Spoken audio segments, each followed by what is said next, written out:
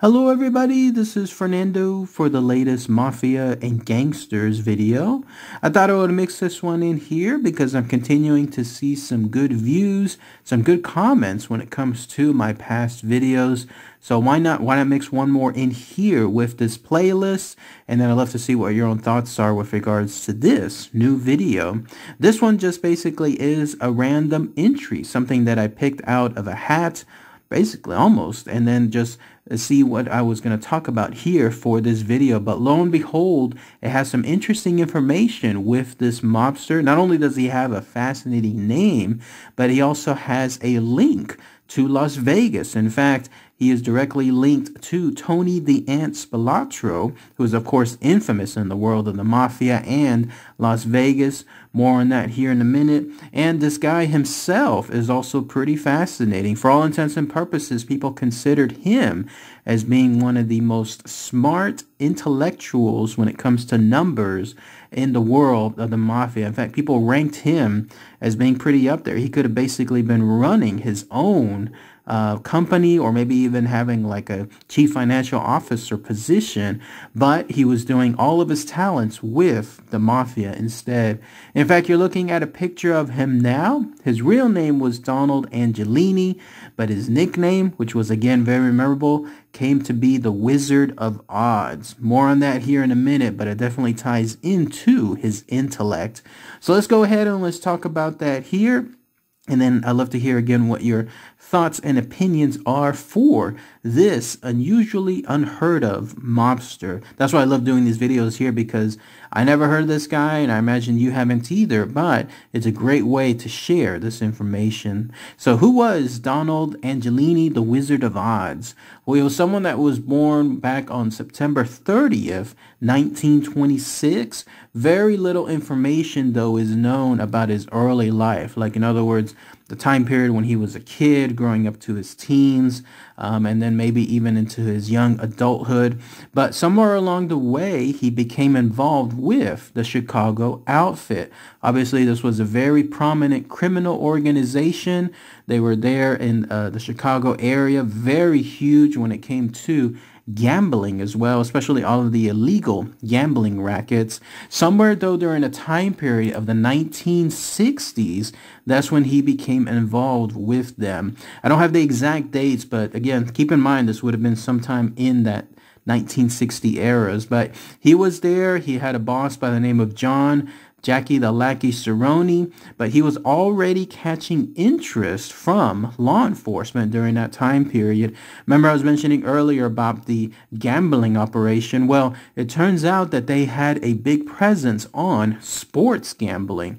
This involved obtaining some kind of spreads and then trying to control numbers and odds for both football, baseball, and hockey games. Well, authorities realized that Mr. Angelini, was a big part of it. In fact, he was considered to be the brains of that gambling operation during that time. So the Mafia definitely has two sets of characters within them. There's the bronze, the people that obviously have the big guns, the big muscles. They're the ones that help take care of things whenever they're needed. And then there's the brains, the ones that help operate the financial numbers and make sure that things are protected, move from one place to the other, maybe even hidden and so on.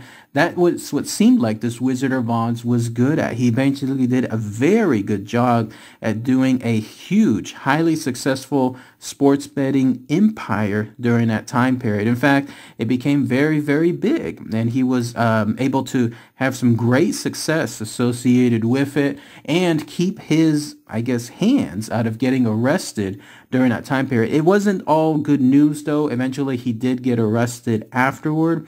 More on that here in a minute. But for the time being, he was absolutely having some big illegal casino profits going towards the Chicago outfit. And maybe this was a reward, or maybe this was a reassignment. But in 1986, that's when the Wizard of Oz was next assigned to Las Vegas. Las Vegas, of course, was big when it came to the Mafia being in there. I mean, it was during that time period, a little bit before that, where they were kings of that location. Obviously, there was afterward that big shakedown from law enforcement, from federal investigations. Many of the outfits that were there were eventually taken down or destroyed outright. But before then, that's when there was Tony the Ant Spilotro. He was there, also part of the Chicago outfit. And then he was there making sure that the skim, which you clearly saw within that excellent movie Casino, it was taking that money and then taking part of it and spreading it out from back home, as they called it, to the Chicago outfit.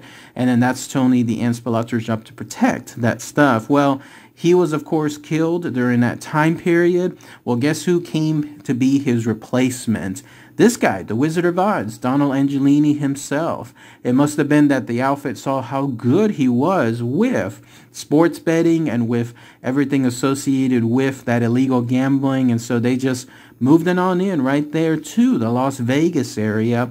But unlike Tony the Ant Spilotro, this guy, the Wizard of Oz, was someone who was the complete opposite.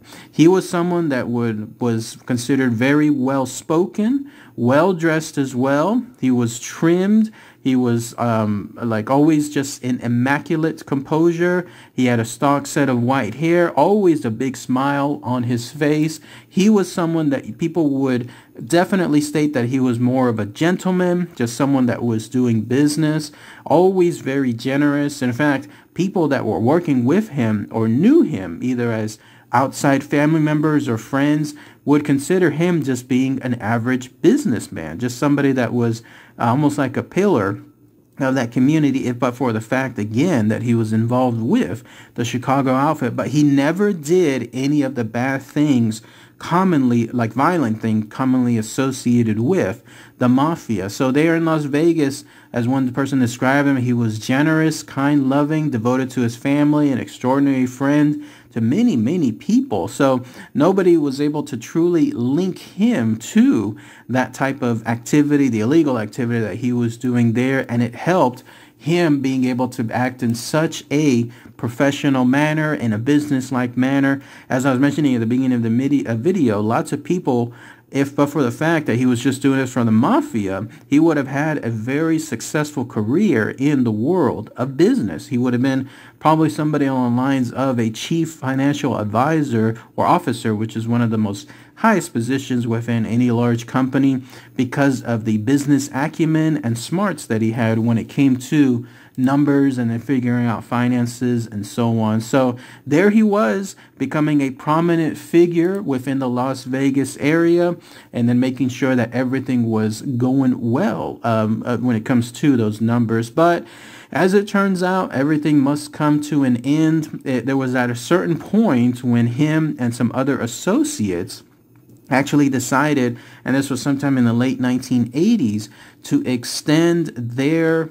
influence, to extend their reach, not just when it comes to Las Vegas, but apparently in an area called the Rincon Indian Reservation, somewhere near San Diego, California. I don't know how that would have worked out. One would have thought that if it's an Indian reservation, that a lot of the natives there obviously would have had a big problem associated with that, and it's probably something where it's a close-knit culture as well, so it's not like there could be much outsiders trying to come in and do influence. But they were going to try to actually do the same thing they were doing in Las Vegas, and that was skim the same profits and then move them on over to the Chicago area. But somewhere along the way, he was actually caught. Authorities were able to find him. They were able to place him and charge him on those gambling charges, and then also in other forms of RICO charges. And this finally culminated in him being sentenced in 1989 and then going to jail for 37 months, which is not bad altogether, considering some of the other very high sentences that you've seen other mobsters have.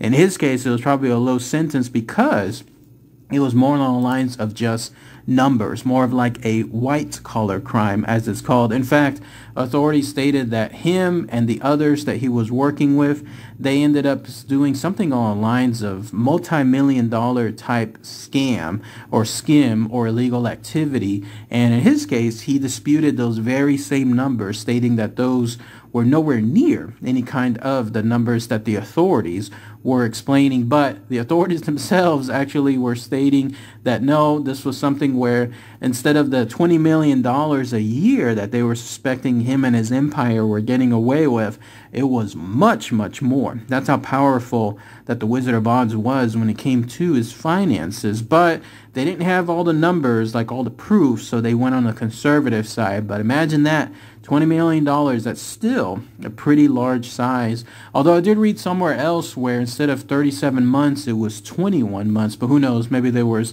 separate charges for a separate set of months for separate charges and so on. But ultimately, he was released, and then afterward, things seemed to die down. I didn't find much information on him afterward. Maybe he just had so much money saved up from his prominence that he just decided to semi-retire. Who knows? But ultimately, Donald, the Wizard of Oz, Angelini, ended up dying on December 6, 2000. Again, with most other people stating that he was truly a gentleman, somebody that was just seen as a kind figure, someone that you would have never thought was involved with so much mafia illegal activity, and he was much beloved within that community after he passed away. But that's pretty much it. That's all the information I have associated with this video. Donald, the Wizard of Oz, Angelini, what do you guys think? Let me know about the comments below. Let me know if I missed anything on there. Anybody have more information, especially on the Las Vegas side, that'd be great to hear too. So, all right, everybody. Thanks again as always. Take care. Bye.